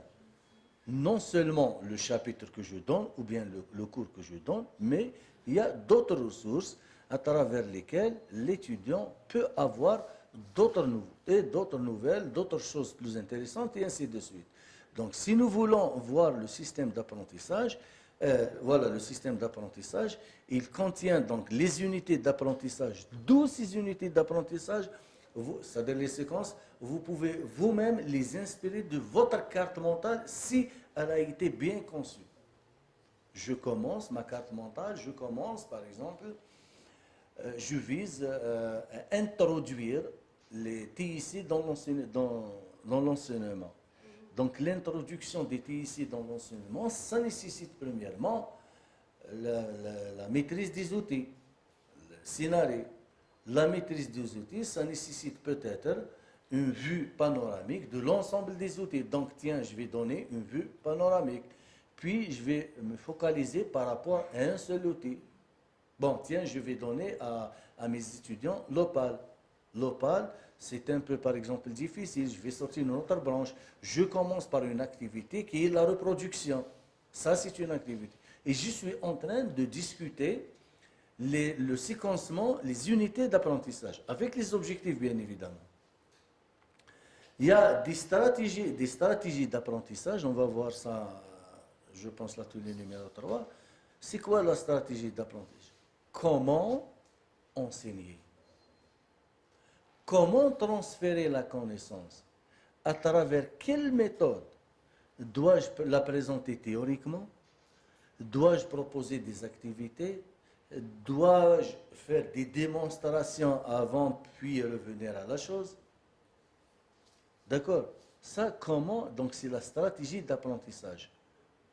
Voilà, donc, des activités d'apprentissage, des aides et des ressources externes, tout ça, c'est le système d'apprentissage. Quelle activité pour quel niveau cognitif? Bon, il y a des études qui ont été faites. Par exemple, si pour le niveau cognitif connaissance, vous pouvez prévoir donc des questions de type vrai ou faux, des QCM, appareillement aléatoire, ou l'ordonnancement, la catégorisation. Et vous avez tous les niveaux cognitifs, donc à travers lesquels vous pouvez donc choisir vos activités. Donc, comment tester un niveau cognitif?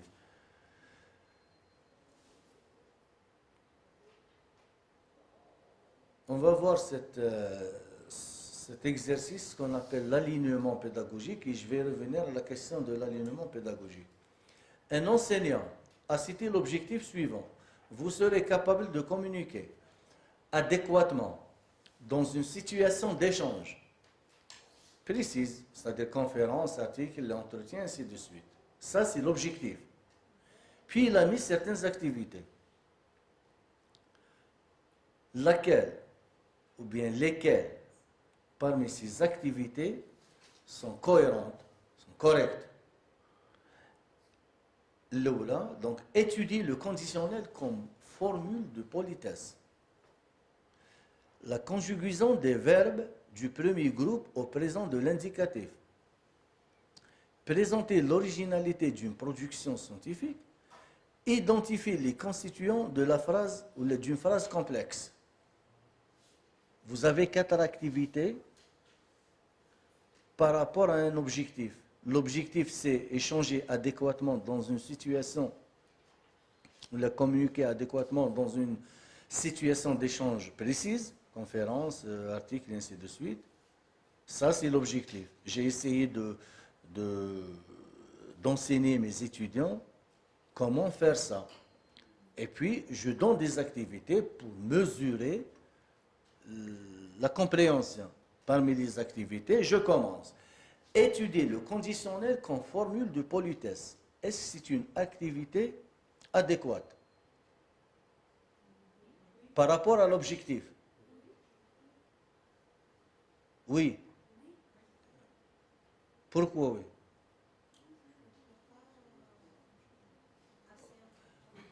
Pardon?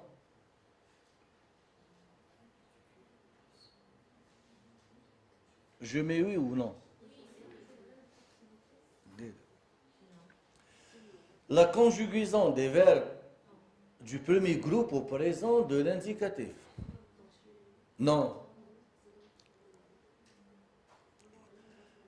Présenter l'originalité d'une production scientifique. C'est la présentation. Identifier les constituants d'une phrase complexe.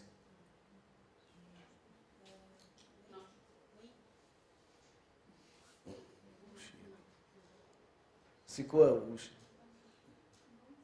Cliquez.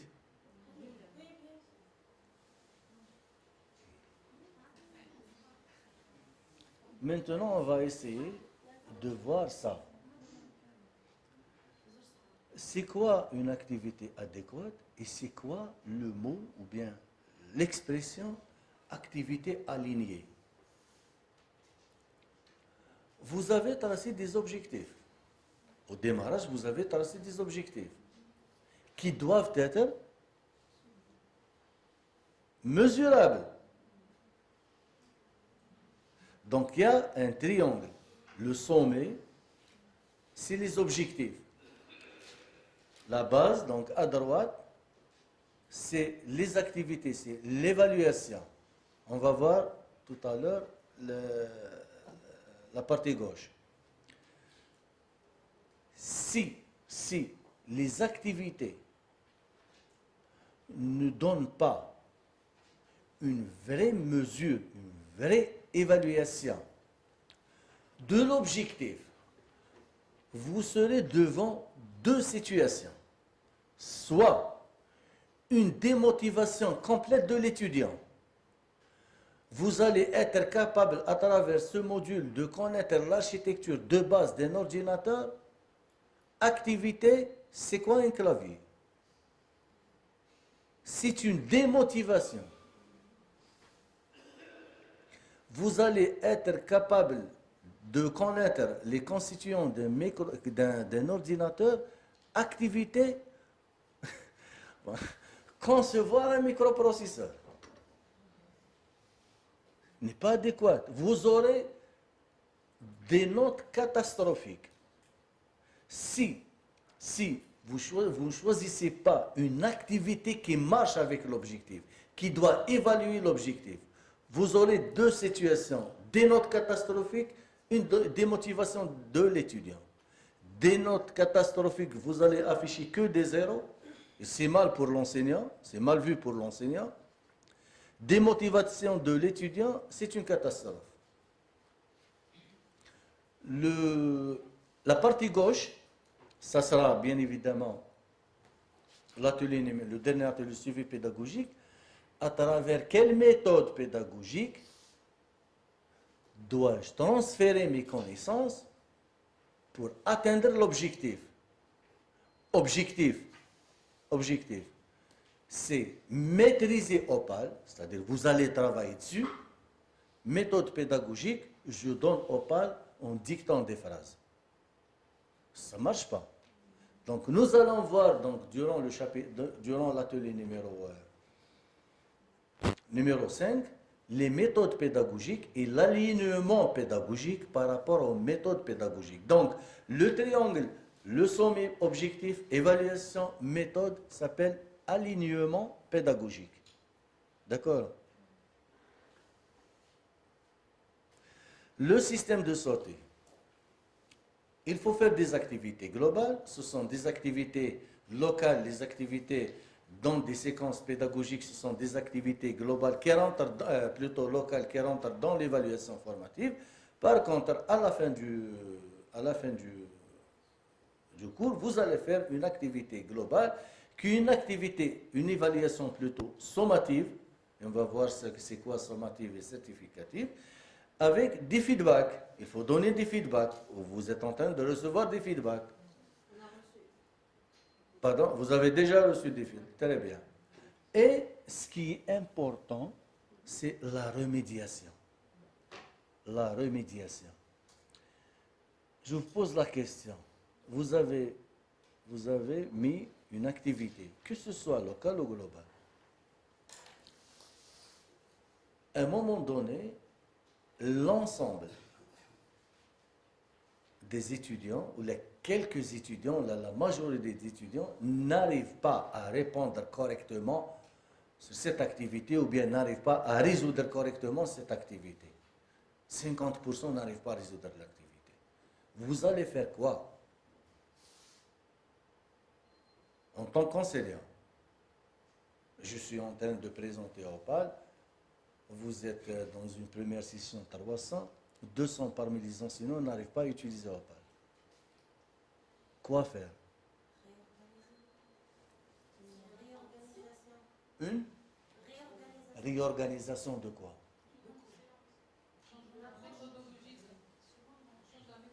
On doit changer la méthode pédagogique. Je dois changer de ma méthode pédagogique. Parce que ce qui est sûr, il y a un problème dans ma méthode pédagogique. Ce n'est pas normal que 50% des étudiants n'arrivent pas à assimiler les choses. Donc, je dois changer ma méthode pédagogique. S'adapter à cette situation. En changeant de ma méthode pédagogique, malheureusement, les mêmes notes. Donc, quelle est l'astuce?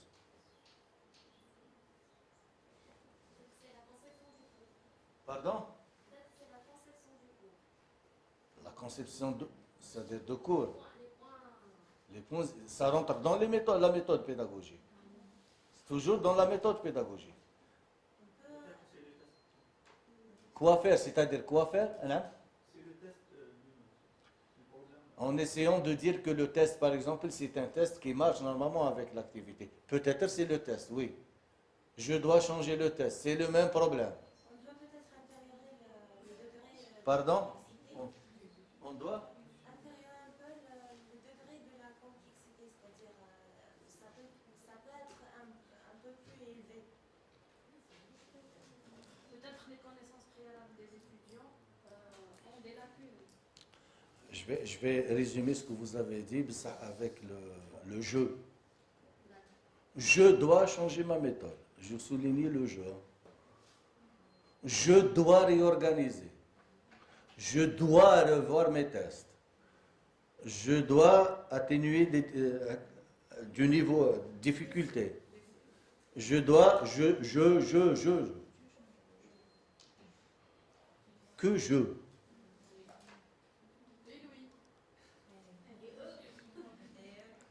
La question, puis-je faire appel à un enseignant collègue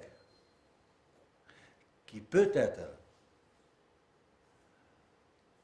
avoir l'art ou bien la méthode adéquate pour transférer les connaissances. Est-ce que vous voyez ça comme règle de remédiation adéquate et qui ne touche pas à ma fonction en tant qu'enseignant? Donc, il faut éviter je. Des fois, on est en train d'enseigner le même module, un état de blocage, je n'arrive pas, c'est bon. Je n'arrive pas à transmettre peut-être Madame Bouhellouf, elle a l'art et la manière, elle a la méthode adéquate, elle sait comment commencer, elle sait comment booster les choses, elle sait comment motiver. Donc, si je reste dans le seul perdant, c'est l'étudiant. Et on est là pour l'étudiant. Donc, il est préférable de faire appel à ma collègue, tiens, Madame Bouhellouf, à un moment donné, je suis bloqué, je n'arrive pas à transférer les connaissances de ce chapitre, de cette séquence. Venez m'aider, s'il vous plaît. Par exemple, la matière contient plusieurs chapitres. Un des chapitres, vous voyez que votre collègue est plus spécialisé vers le chapitre. Ça entre dans son profil de recherche, ou bien sa thèse de doctorat, etc. Il sera plus... donc sa méthode, peut-être, vous la revoir, il peut transmettre le savoir des étudiants très à l'enseignant principal de la matière. Donc, je pense qu'on est arrivé à la fin de cette présentation.